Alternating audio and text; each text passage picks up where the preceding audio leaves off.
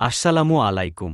সবাইকে স্বাগতম আজকের ভিডিওতে আমরা দেখব প্রথম ধাপে শতভাগ মূল বেতন কার্যকর হলে ৮ম গ্রেডের একজন কর্মকর্তার মোট বেতন কত হতে পারে।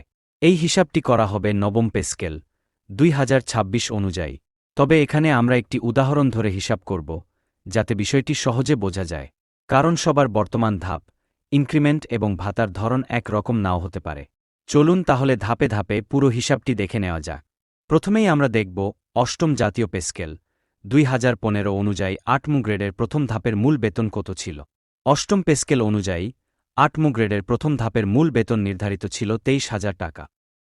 এখন উদাহরণস্বরূপ ধরা যাক, একজন কর্মকর্তা কয়েকটি বার্ষিক ইনক্রিমেন্ট পাওয়ার পর বর্তমানে যে ধাপে অবস্থান করছেন সেই ধাপের মূল বেতন হল ৩০,৮৪০ টাকা। এখন আমাদের বের করতে হবে প্রথম ধাপের বেতন থেকে বর্তমান ধাপের বেতন কত টাকা বেশি হয়েছে। অর্থাৎ বর্তমান ধাপের বেতন ৩০,৮৪০ টাকা থেকে প্রথম ধাপের বেতন ২৩,০০০ টাকা বিয়োগ করলে পার্থক্য দাঁড়ায় ৭,৮৪০ টাকা।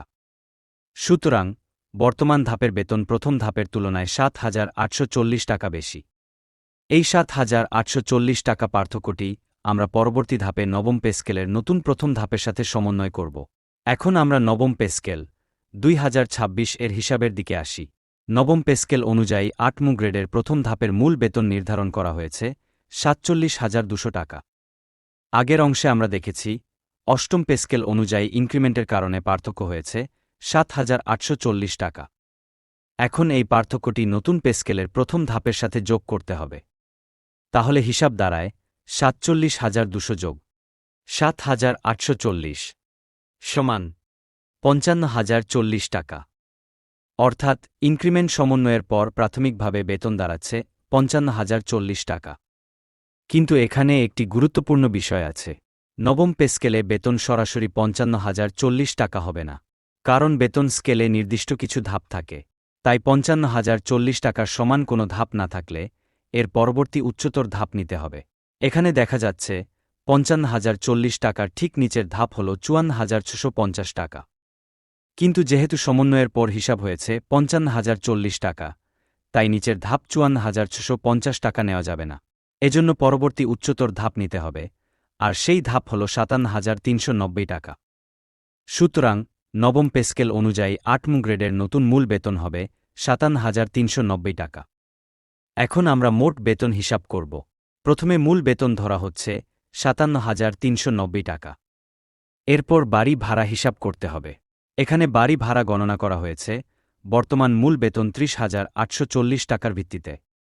এলাকা অনুযায়ী বাড়ি ভাড়ার হার ভিন্ন হতে পারে, তাই আমরা ৩টি এলাকার বাড়ি ভাড়া দেখে নিই। প্রথমত, ঢাকা সিটি কর্পোরেশনের ক্ষেত্রে বাড়ি ভাড়ার হার ৫৫%। ৩০,৮৪০ টাকার ৫৫% সমান ১৬,৯৬২ টাকা। দ্বিতীয়ত, অন্যান্য সিটি কর্পোরেশনের ক্ষেত্রে বাড়ি ভাড়ার হার ৪৫%। ৩০,৮৪০ টাকার ৪৫% সমান ১৩,৮৭৮ টাকা। তৃতীয়ত, অন্যান্য এলাকার ক্ষেত্রে বাড়ি ভাড়ার হার ৪০%। ৩০,৮৪০ টাকার ৪০% সমান ১২,৩৩৬ টাকা। এখন এই ভিডিওতে উদাহরণ হিসেবে আমরা অন্যান্য সিটি কর্পোরেশন বিবেচনা করে মোট বেতন হিসাব করব। তাহলে আমাদের হিসাব হবে নিম্নরূপ: মূল বেতন ৫৭,৩৯০ টাকা। বাড়ি ভাড়া অন্যান্য সিটি কর্পোরেশন অনুযায়ী ১৩,৮৭৮ টাকা। চিকিৎসা ভাতা ১,৫০০ টাকা। শিক্ষা ভাতা ২ সন্তানের জন্য ১,০০০ টাকা।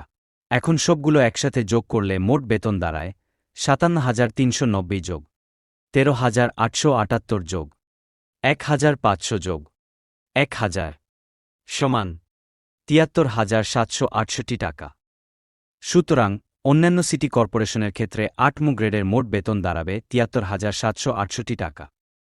তবে মনে রাখতে হবে, এলাকা অনুযায়ী বাড়ি ভাড়া পরিবর্তিত হলে মোট বেতনও পরিবর্তিত হবে।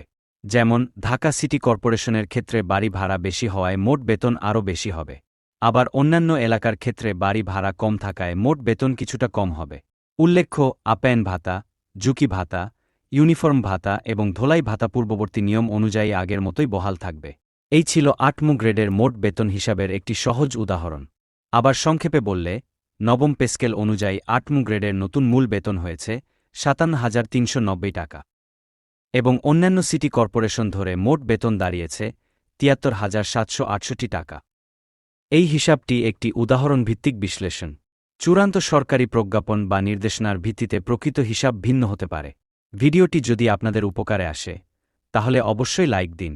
আপনার সহকর্মী ও বন্ধুদের সাথে ভিডিওটি শেয়ার করুন।